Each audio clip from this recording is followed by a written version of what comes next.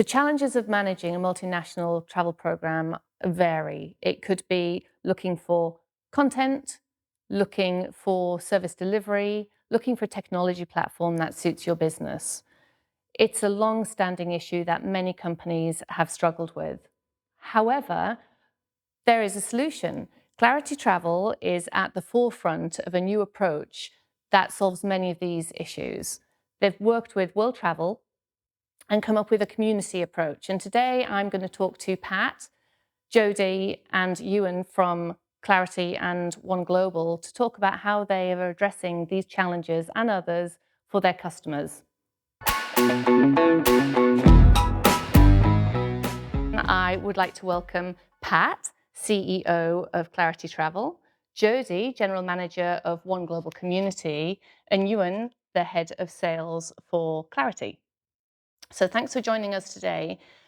The One Global Community is the brainchild, is that fair to say, the brainchild of Clarity Travel? Is it? Yeah. We in the depths of the pandemic here at Clarity, we looked at the things we felt were holding us back as a business moving forward. So it was about accelerating out of the pandemic, regrowing the business, and breaking down some of the barriers that were there before. So back in September 2020, we started something called the Ignite project. And it was really focused on several areas of the business we knew we could improve in order to grow the business in the future. So underneath it all was our people strategy. It's absolutely essential to everything we do. But then we built areas around capability. So that was very specific market segments that we knew we could grow in. Things like government, higher education, professional services, marine, very specifically sports, which was really interesting because that's now a division in its own right. It's a rapidly growing business. Technology, fairly obvious. What are we going to do to invest in our technology moving forward? And we've got some great news coming towards the end of the year on that. Efficiency, again, pretty obvious. We all knew that coming out of the pandemic, resource was going to be at a premium. We were going to maybe struggle to recruit to the same numbers we had before. So what were we going to do to build some efficiency in the business? And then finally, global. As a national TMC with membership of a network, we were always fairly constrained in terms of what we did. We were also at the table with other TMCs in the UK in the same network. So we decided we needed to build something that maybe helped us do global business better. And we spent some time with the guys at World Travel and spoke about really what better would look like and created the concept of One Global. So you kind of split it into two parts then coming out of the pandemic. You've went back to your own business, reviewed everything, said, oh, what shape are we in here? And when you're pretty confident that you've great position to get out there, you looked at the barriers that have historically, and I think it's fair to say not just for your business, but all businesses, and not just UK businesses, but probably all TMC businesses around the world have shared challenges of how do you work across borders, how do you work with multinational clients. Even the biggest globals, I'd say, Yeah. have the same challenge. Absolutely, and there's a lot of what we were hearing in the market is that it wasn't easy to service beyond their own borders anymore. Not just because of the pandemic, but also there's constraints because of Brexit and everything else that happened across the European Union.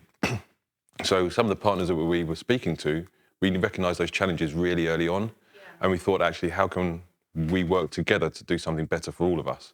And I think that's where those conversations led to a wider piece for us ourselves and World Travel in America. Yeah, so can we just step back for a moment, just for anybody who might be listening in or watching, who isn't perhaps as familiar with the way that networks have been set up and how a community is different from a network. Jody, you're managing the new community. What's different from your perspective on that? Yeah, I think really fundamentally, the big difference is that One Global is built on trust and transparency with our partners. And that really goes to a much deeper level because there is not only executive level engagement and buy in, it goes throughout the whole of their business.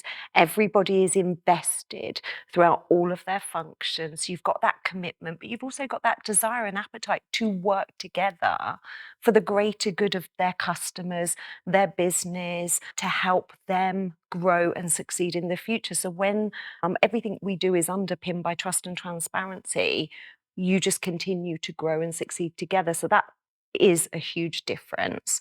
One Global, everything we do it for the greater good of the customers and the TMC partners. And again, it helps them have access to maybe technologies that they haven't necessarily had the access to previously. And again, it sort of aligns teams as well to service customers consistently, because taking a client on a globalization journey does present many challenges. It really does. And, and I think we all know that, yeah. Yeah, And and it can be kind of under the expectations of how complex it can be a little bit of a... it's underestimated. It is underestimated, often. yeah. It really is. And I think this again is where there is a huge difference with the community. There is full alignment with the sales team. So that is right from the pre-sales conversations. All of the TMC partners work together right at the beginning, having the conversations not only at the global level, but also at the local level, so that there is no misalignment in what the stakeholder objectives are, because that's critical. And they support it throughout the whole journey as well. That continues throughout the account management as well, to make sure that globally and locally there's full alignment to take the client on that journey, so that there isn't that 80-20 rule that we've seen and felt for so many years, where as long as 80% of the client's program is okay, we can ignore the 20%, because that's no longer acceptable. Isn't it awful for to customers. be in the 20%? Well, I can imagine it is. It's either awful or you actually just do your own thing. Possibly. And whichever way that turns out, it is far from optimal. So you've either got a dissatisfied travel manager who can't get over the spend, leverage that spend and create a truly global program, or you've got a smaller part of a larger business in a secondary market that has got a less than ideal solution. It's going to be one or the other. So we're trying to create something where we can get the focus on that tail of markets, but do that really effectively in a smaller number of pieces. We sometimes talk about being a member of a network as like having a gym membership. Not everybody goes, yeah. Not everybody can get access to the classes. And, you've got a small group who participate every day and get the results they're looking for, but then a much larger group who just have the membership and might start to question why they're in it.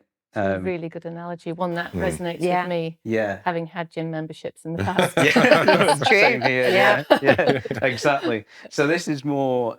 This is like having a personal trainer. And, It is. And always showing up for the gym, but it's a gym in which there's always space for everybody, because we're not building. I've said it several times. We're not building the United Nations. What we're trying to do is build a very cohesive, effective group of TMCs that can service the vast majority of the world in as fewer pieces as possible. Because, if you're a travel manager, you don't want to have to deal with 20, 25 TMCs when you can deal with maybe 4 or 5. Don't have the bandwidth. Absolutely not. Yeah. And there's a balance there where that local capability can still be delivered, but it's not so complicated that it becomes difficult to do so. Sorry. And I just want to touch back on that 80-20 piece as well. That's the biggest noise that came out of the pandemic that we were hearing, is that the big markets were serviced and there was a lot of attention, but those smaller long tail, that was creating a lot of noise, and there was a lot of feeling unloved. Yeah. And they needed somebody in market to really just help them realign their travel strategy and not fall as just aligned to a global travel program. What can you do for me locally? So that was really critical for us moving forward, is how can we address that?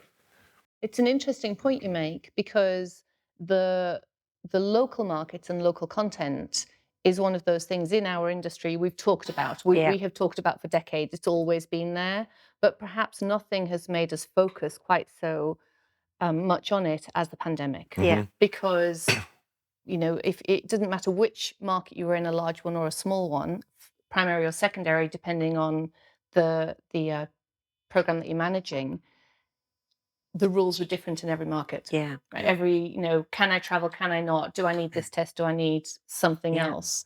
And I do think it really helps us to realize that the content is different, right? The rules are different in every market. But I think that's also really helped shape the fundamentals of what we are trying to achieve through One Global, because we felt that pain so many times through working with customers. We hear it through prospect customers, existing customers, but it continues to happen.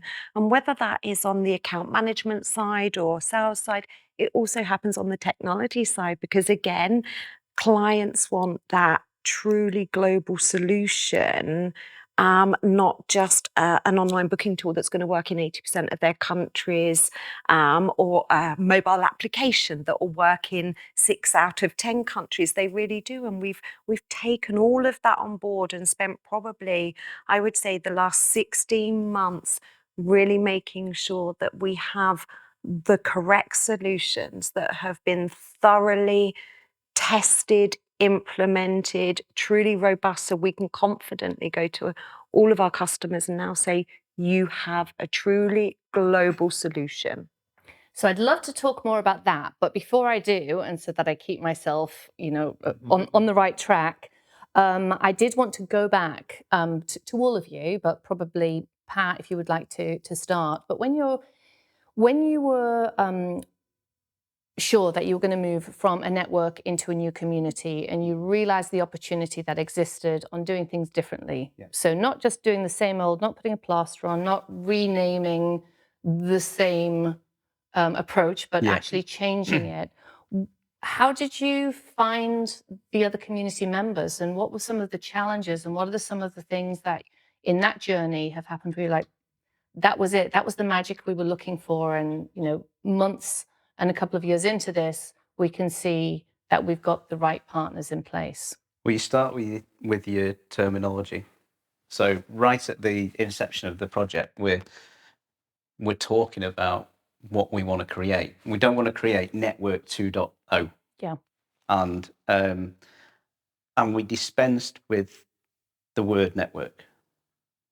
Quite hard at first, because you've been used to working in a network. You talk about network. It's in your... And it's familiar as well. Oh, it's familiar. It's familiar. There was actually Jim Wells at World Travel who was very passionate about that. And it was a great piece of guidance, because what he's essentially saying is, if you don't change your terminology, you're not going to think about things differently. Absolutely right. He talked about the difference between a network and a community. So roughly, a network it can be very large. It's a series of connections, but it's not meaningful. A community is deeper, more meaningful, and more capable. And because we dealt with that terminology piece and talked about it expansively with the potential members, it's not for everybody. Because what you're saying to them is, well, actually, this requires a far deeper investment.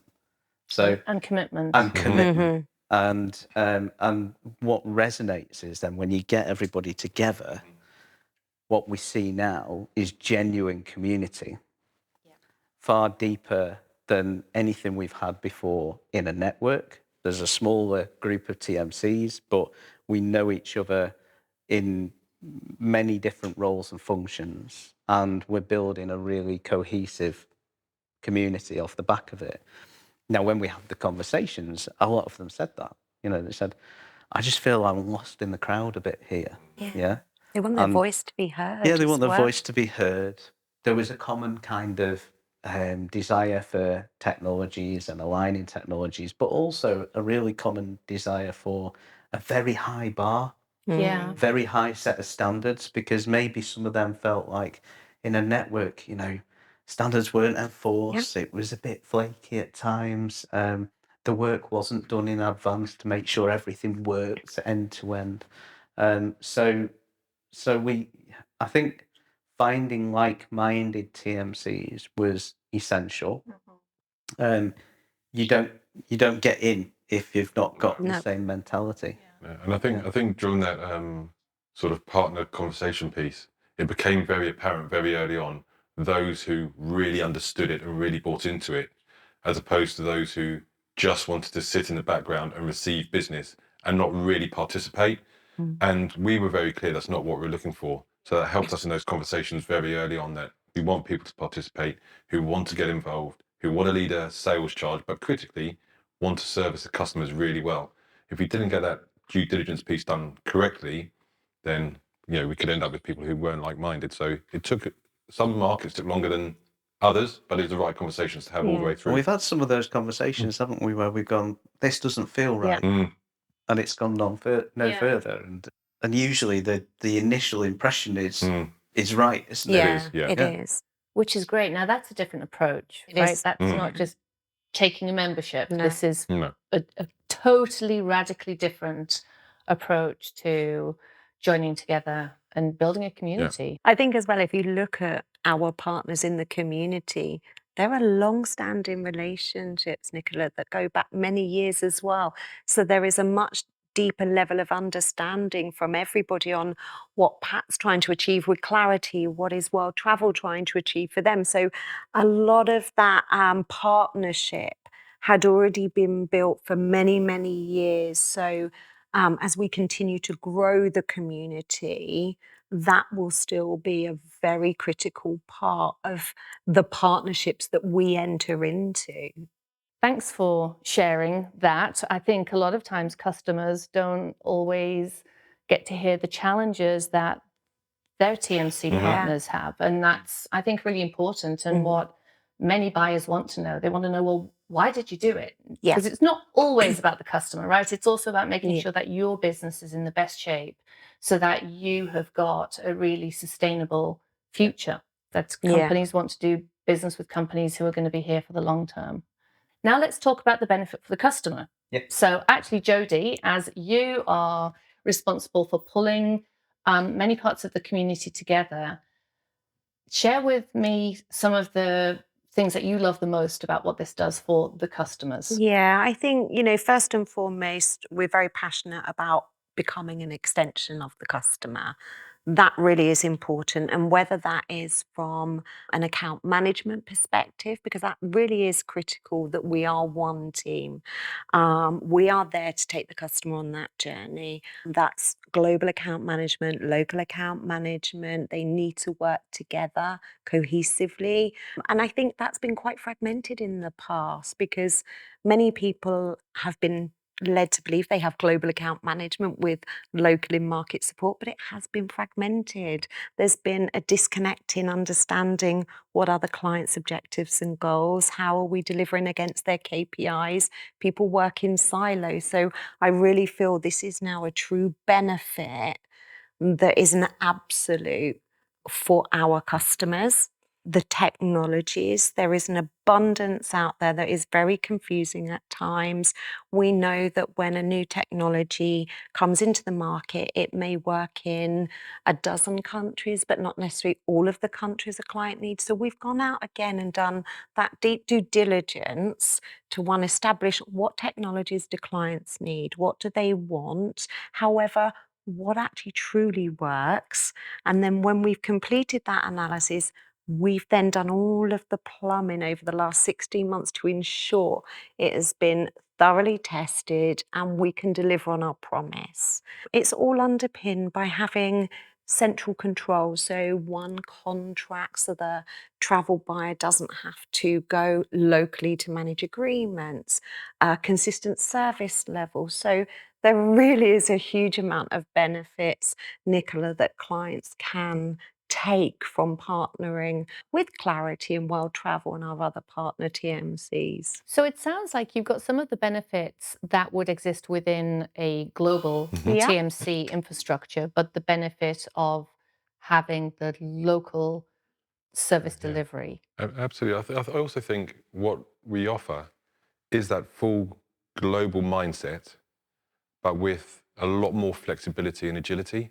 And I think that's something that we can offer that isn't necessarily always in place on the global landscape. It's not a one solution fits all scenario. So we have many solutions that we're working with customers now where it may be one tool across the globe apart from in 4 markets because the content just isn't right. It's not that the market can't handle that tool, it's just actually content for the traveller isn't right and they've suffered historical pain with that content. So you don't need to use that content, that tool to get access to that content. You need the right solution in market. And as long as we consolidate in the right places with the data, the reporting, the traveller tracking, the duty of care, everything in the mobile app, that's all that matters. The tool doesn't dictate the solution. And I think that's the flexibility that we offer that maybe doesn't always exist in the market. So are you saying that the platform the technology platform that you've created gives, let's say in simplified terms, an interface for your travel manager contact? There's an app for the traveller that looks the same, but actually an online booking tool could be different in market. The content, the access to service is different in market? Yeah, I think you have to start with the knowledge, and not everybody has this. There is no truly global OBT solution. It does not exist. It doesn't exist. It doesn't matter what anybody tells you. The big global players, the big established OBTs, or the disruptors, there's not a single product out there that will service the entire world effectively. It doesn't exist. So you have to start from that position. And we're not going to tell somebody it does, which is a bit unusual, I'd say. Yeah. Because you do get, And we're talking about booking platforms we're here. talking We are talking about about booking booking Talking platforms, about booking platforms. doesn't exist, yeah. So we start there and we go, right, okay, so different where it matters is one of the first aspects of what we say. So that's simple things like the team in China, for example, want to communicate in their own language. They want a service proposition that they're used to. That's going to be entirely different to what you're used to in the US or the UK. Even the US and the UK Very are different. quite different. Yeah. Especially around matters like content. So in the US, for example, rail is an emerging factor. In the UK, it's absolutely central to a travel management solution. So you have to recognise where you need those differences and make sure you cater for them. So different where it matters is fundamental to what we do. But then consistent where it counts is all the other things. So yes, we should have a global duty of care solution, a global mobile solution where we can in terms of itinerary management and global data. That's absolutely essential. That's why the plumbing's so important. But we're not going the to... platform. Exactly. The platform, That's the the technology. platform. We're not going to pretend that we're going to give somebody a global OBT solution because it doesn't exist.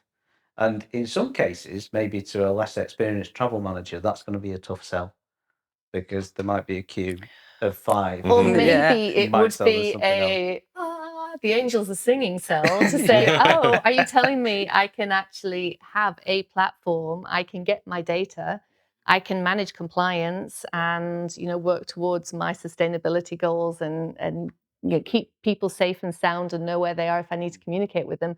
However, they can use best in market. Yeah. They can use the service they need in the language they speak. Yeah, absolutely. And I think in the past, TMCs have been slightly nervous to be as bold to say those things to the customer. Well, because Nicola, the platform didn't necessarily exist. Yeah.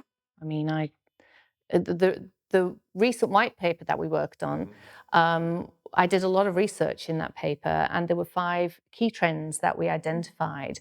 But the technology platform or the need for kind of something to join up the pieces, it's not just a travel industry element, it's a business element. So I think it doesn't matter which part of a business you look at, data, a way to capture, a way to share information is fundamental to any business success. Absolutely. Yeah. And it has been an ongoing challenge, I think, in the travel services. Yeah. I think it's long been promised, and I think it's long been under-delivered. And if you take the network model, maybe that's because everybody has said, yes, yeah, of course we'll provide data at this interval in this format, but it's not governed. And what we've done is we've said, no, actually, upon entry, upon the commencement of your membership, you will do the plumbing and everything will be in place. It's a really significant commitment to Absolutely. even get into the community. Yeah, Absolutely. There has been, but also there's been time to reflect actually what data metrics truly matter, because throughout that booking journey, there is a significant amount of data metrics collected, and you can feed all of that to a travel manager, but what is actually meaningful out of that data? And I think we've really thought carefully what data metrics are important, what data and when and at what point is important. So we've almost taken a lot of that pain away to ensure that with the reporting tool itself as well, there is some standardization in terms of intelligent dashboards, intelligent insights. Because again, if you start feeding a mass load of data, sometimes you just don't know where to start, Nicola, and that can confuse companies in what to do and how to use it. It's really interesting you say that, Jodie, because if I think of multinational travel programs, and let's say some of the Clarity customers here in the UK who may also have offices outside, there's potential that the spend in those other markets are not quite as large. Yeah. And therefore, the data, the metrics, what you're looking for may be somewhat different. So to have a travel partner help with the intelligent analytics, is that what you? Yeah, it's an Yeah. absolute must, to become a partner. There is absolute minimum standards of the data. So we know we confidently can go to our customers and they will get exactly the same data metric. It sounds like a lot of these things are making it easier. I know that it's easy to say, oh, we're making it easier for the customer. Is it really? Does it really, Ewan, does it really make it easier for the customer? It does make it easier. It makes it consistent. Yeah. So you always know exactly what you're dealing with.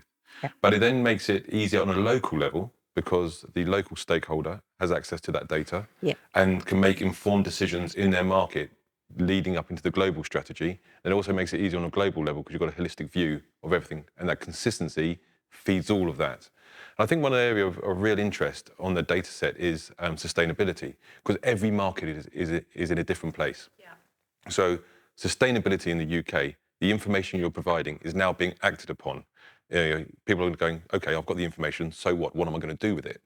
Where in other markets, it's, okay, I just need the information because I'm at that tick boxing phase, or box ticking phase, I should say. That's where I'm at. But globally, we could build a strategy around that because the data is consistent. And I think that's where it just makes things so much easier. And the sustainability and ESG approach was one of the 5 trends that came up in your paper as well. So regardless of if a customer is looking at it very deeply, as you said, perhaps in a market where there are regulations that are requiring them to, their HQ, or perhaps they're a trend setter themselves and want to be leading the charge. So the data will be there. There are things that you can do to intelligently assist in the delivery, and I guess for a client to understand what that really means. Are there other things that the community can bring forward for a customer on the sustainability element? Is it working with partners or anything within the technology? there's always something in the supply chain. So if we think about one of the services we provide through One Global is the Global Hotel Program. So we are able to start to shape some of that from a sustainability perspective with that lens on. There's also policy consultation. So what policy actions do we need to take, and what do we need to learn from our data to be more sustainable? So that might be about things like the frequency of trips. It might be about, sweating the return on investment by taking a longer trip less often and seeing the carbon footprint benefit of that. And then it can be far more socially driven as well. So, one of the things we're able to do is provide information on how our businesses operate, but then also at a local level, if there's a a requirement to work with the supply chain to find better solutions, or maybe find a more sustainable hotel solution, or highlight areas within a program where we can do social good, then we should be doing that too. I also think it's important that we as a travel business recognise that we can do so much to advise the customer, but we don't have all the answers. And working in partnership with the customer, we do have relationships with contacts who are better positioned than we are to offer advice on an overall ESG strategy. And we can put our clients in touch with our partners to say, can you look at our corporate reduction plan or our carbon reduction plan, and how can we reduce our carbon output in that market or globally, and have people to support that using our data as a foundation. So we can support them in that way, not necessarily by us providing all the answers. So Ewan, that's a really good point you make. And it's an interesting one, saying that you're not the expert in everything. Now, in our industry, sometimes, well, actually, in our industry, that's a statement that isn't frequently heard. We'd like to be the experts at everything. Yeah. It sounds like you've got great confidence in what you're doing. You're focusing very much on your core. How are you working with other suppliers within the context of the One Global community? Because Clarity's got great relationship with suppliers. Guess World Travel, you've got lots of these other suppliers. How are you bringing those together? So if you think about the membership proposition, there's a smaller number of members, and we're trying to achieve the same level of coverage. We're focusing on the partnerships with suppliers that really, really matter as well. So again, one of the pitfalls of the network business, if you like, is that every supplier is a paycheck. And we deliberately structured the business not to operate in that way. The partnerships we have with suppliers, again, should be deeper and more meaningful. And it's about mutual benefit, really. They're the sustainable partnerships. They're the ones where you can call somebody and say, we need you to help us with X, Y, and Z. And you're going to get action because actually, you deliver for them. So we're deliberately focusing on a smaller number of suppliers, and we will have preferred suppliers in each category, because those relationships really need to work rather than them just being a marketing fund and a paycheck once a year. It's a completely different approach. So a preferred supplier will actually be a preferred A true supplier with partner. a True partner. A true partner, relationship yeah. and some longevity. Yeah, absolutely. And that helps us as well ensure that those partnerships are supporting all of our community partners with what they do truly need locally as well. It's not just looking from a UK domestic perspective or US domestic perspective. It enables us to work in partnerships that we know can support Asia Pacific, because again, quite often in partnerships of that nature, it's that 80-20 rule, solve for the US, solve for the UK. Yeah. But actually, we are solving because that delivers the incremental benefits to our customers. So Jodie, the community is up and running, and businesses going through the community. Is it too early to ask what the response has been? It's been an exciting journey this past 16 months, and I think many clients of Clarity and World Travel in particular have really been waiting and chomping at the bit for everything to fall into place. So you could say there was already an appetite of clients waiting to go on that journey. So we've been very fortunate to be able to start launching many customers on the sort of platform and expand them into our other partner markets. I think that's growing rapidly. I think a little bit quicker than I envisaged it would, but it just shows the true relationships that Clarity and World have had with their customers. I really think that there has been a significant increase in engagement from new prospect customers. Whether you have attended a business travel show here, GBTA, or just encountered prospects from other meetings, there is such an interest from them to have something refreshing, something that's more focused on them. So really, I'm surprised the significant opportunities we have today in our sales pipeline, not solely just driven by the UK and US as well, Nicola. It's really great that a number of our partners suddenly being approached by their customers to say, help us now globalize. We've heard about One Global and how you can help us, take our program globally. So I couldn't have hoped for a much warmer welcome really in the last 16 months and what we've achieved and what we've delivered so far. I think that's a great point about GBTA and the Business Travel Show. Having stood on the stand at both and done the miles, and my feet certainly felt it. Customers coming up and just saying, it's nice to hear something different and it's nice to talk to somebody different. I think that was really encouraging. So being the new kid on the block, as it were, and having really detailed conversations about a different approach, a very transparent approach, which I think is resonating incredibly well. We don't hide behind a name, and we're very open about our solution. We're very open in that it's partners around the world, but why they're the right fit. And that's really landed incredibly well. And to Jodie's point, some of those conversations have led to significant RFPs, which are ongoing, and they've sort of come in a bit quicker than I thought they would, but it's a really good position to be in. And it also shows our partners around the world that it's the right solution and they've made the right decision to come with us. And it gives that real confidence in the overall solution as well. So the purpose of our chat today was definitely not to talk too much about sales. However, I'm going to break my own rule and ask you a question about sales because I do think it is of interest. So if I think back on my own experience helping customers with their RFPs, there has always existed a gap between those who may, whether it's true or just on paper, have a global solution and the really difficult to manage patchwork approach. And the community genuinely does bring something new. It solves a problem that really does exist. That must be creating quite a buzz. Yeah, it really does. And I think articulating it and saying that the One Global piece is the glue that binds absolutely everything together. And you've got that consistency in the middle, and we can demonstrate that consistency along with the in-market service in the language that you require, with the content you require, or with a global tool if that's your preference, and that's the executive decision that you have taken, we can support it.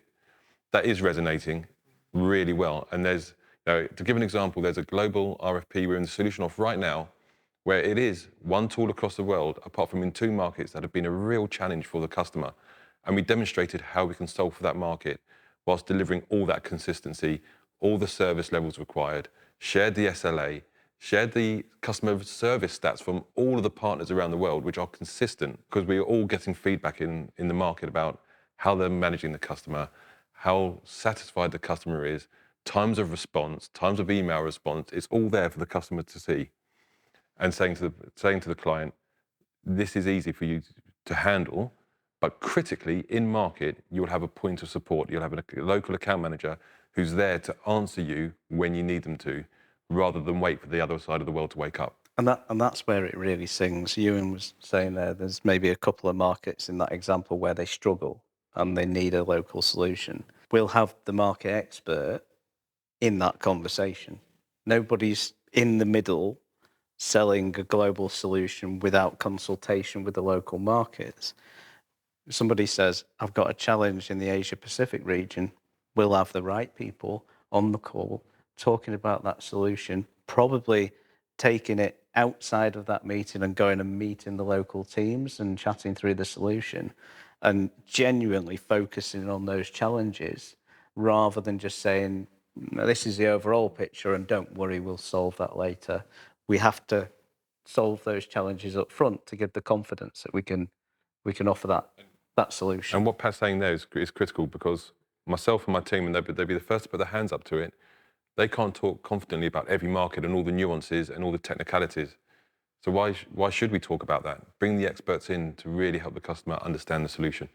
So it sounds like instead of solving the problem after it's occurred, you're trying to solve it before it happens. You're trying to head off that problem or make sure that you actually have the right solution in place for the market, or identify if it's perhaps not the right business or not the right fit, as you have done with your partners, the right partners in the right market. Yeah, and ask those questions up front. Get those answers nice and early. And if the client doesn't know, at least we're challenging the client to try and find out so we can get the right solution. I think it demonstrates, a fundamental thing that you're putting the client first. You're trying to understand what they need and then create the right solution. You're not dictating which is what they've experienced in the past. And that's why you have that divide that you was explaining a moment ago, Nicola. And I think that's why it is a breath of fresh air that they have trusted advisors who really understand their pain points, are trying to take you on that journey to solve for it finally through all of the areas, not just technology, servicing. There's many components to it. And I think that's why One Global is being very well received at the moment. Okay, so what would you like Clarity customers to know about the One Global community in 2 words? Global consistency. Jodie? World class. Ewan? Well, it's really hard to follow, but confidently consistent. Very nice. Yeah. Okay. And what would you like the wider business travel industry to know about the community? 2 words. 3 words. 3 words. 3 gosh, words. Yeah. What 3 words? I'm going to have to add one then. Genuinely game changing. I like it. Yeah. Genuinely game changing. Now I'm going to struggle. It's my turn to struggle now with this. Stable. Longevity. We are here for the long term. And innovative. Excellent. You can't just do 3 words. I can know. you? I can't. I don't know if I can give you 3 words on top of that, but I think transparency and agility are key. Okay, brilliant. Thank you.